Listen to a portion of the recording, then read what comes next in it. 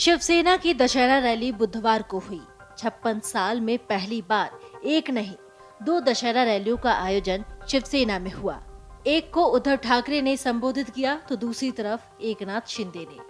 शिंदे के मंच पर उद्धव ठाकरे के सगे भाई जयदेव ठाकरे, उद्धव की भाभी स्मिता ठाकरे और उनके बेटे भी पहुंचे। ठाकरे परिवार के इस टूट के कई मायने निकाले जा रहे हैं। दोनों भाषणों के भी राजनीतिक मायने तलाशी जा रहे हैं।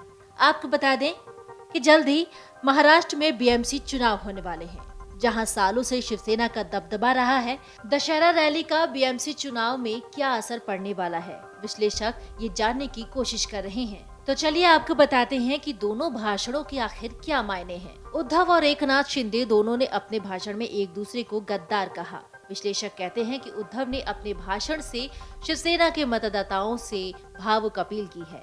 एक बार फिर उद्धव ने ये बताने की कोशिश की कि उनकी बीमारी का फायदा उठाया गया। उन्होंने जिन लोगों पर भरोसा किया, उन लोगों ने उनके खिलाफ साजिश रची। वहीं एकनाथ शिंदे ने एक बार फिर बाला साहेब ठाकरे की विरासत पर दावा ठोका। मंच पर बाला साहेब ठाकरे के नाम की कुर्सी भी लगाई गई, जिसे शिंदे ने प्रणाम किया। विश्लेषकों का कहना है कि बाला साहेब के परिवार के लोगों को मंच पर लाकर शिंदे ने शिवसेना पर अपनी दावेदारी को और भी मजबूत करने की कोशिश की है। शिंदे लगातार कांग्रेस से गठबंधन को लेकर उद्धव ठाकरे पर हमला कर रही हैं। इसे बाला साहेब की विचारधारा से गद्दारी बताया गया।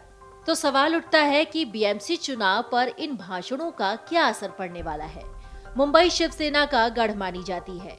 लंबे समय से यहाँ के बृहन मुंबई महानगर पालिका यानी बीएमसी पर शिवसेना का कब्जा है। जल्द ही बीएमसी के चुनाव होने वाले हैं और ऐसे में दोनों गुटों के भाषण को चुनाव के मद्देनजर बेहद ही अहम माना जा रहा है। विश्लेषकों का कहना है कि इन रैलियों के बाद शिवसेना का वोटर और भी कंफ्यूज हो गया है। मतदाताओं का उद्धव के साथ जुड़ाव है। उद्धव लगातार उनसे भावुक अपील कर रहे हैं, वहीं दूसरी ओर उन्हें सत्ता की ताकत दिखाई दे रही है।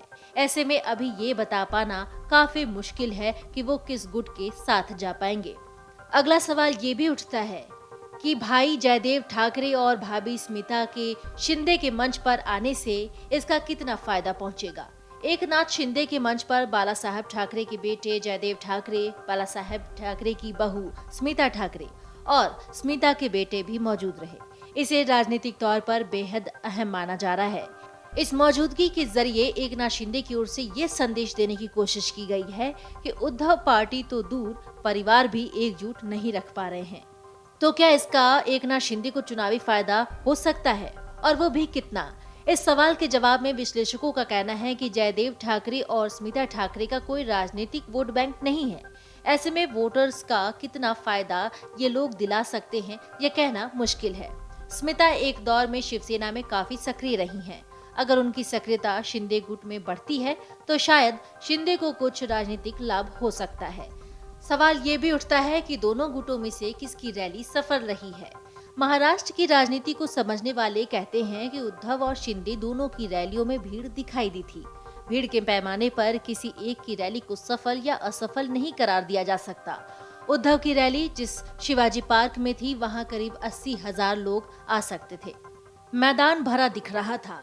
वहीं एकनाथ शिंदे की रैली बीकेसी में थी, जहां 1.5 लाख से ज्यादा लोग आ सकते थे। यहाँ भी अच्छी खासी भीड़ पहुंची।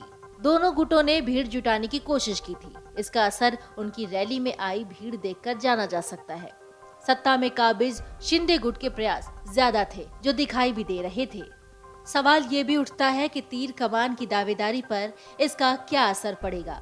शिवसेना के नाम और चुनाव निशान तीर कमान पर दोनों गुटों की दावेदारी पर रैली का कोई असर नहीं पड़ने वाला है। दोनों गुटों को अपनी दावेदारी चुनाव आयोग में साबित करनी होगी। चुनाव आयोग ही ये फैसला करेगा कि आखिर शिवसेना नाम, झंडे और चुनाव निशान का इस्तेमाल कौन सा गुट करेगा। हालांकि अब तक के हालात में शिंदे गुट की दावेदारी थोड़ी मजबूत दिखाई दे रही है। Video desk amarujala.com। डाउनलोड करें अमर उजाला ऐप और पाएं खबरें लगातार। अगर आप ये वीडियो YouTube पर देख रहे हैं तो हमारे चैनल को सब्सक्राइब करें और बेल आइकन को दबाना ना भूलें। अगर आप Facebook पर ये वीडियो देख रहे हैं तो हमारे पेज को लाइक करें।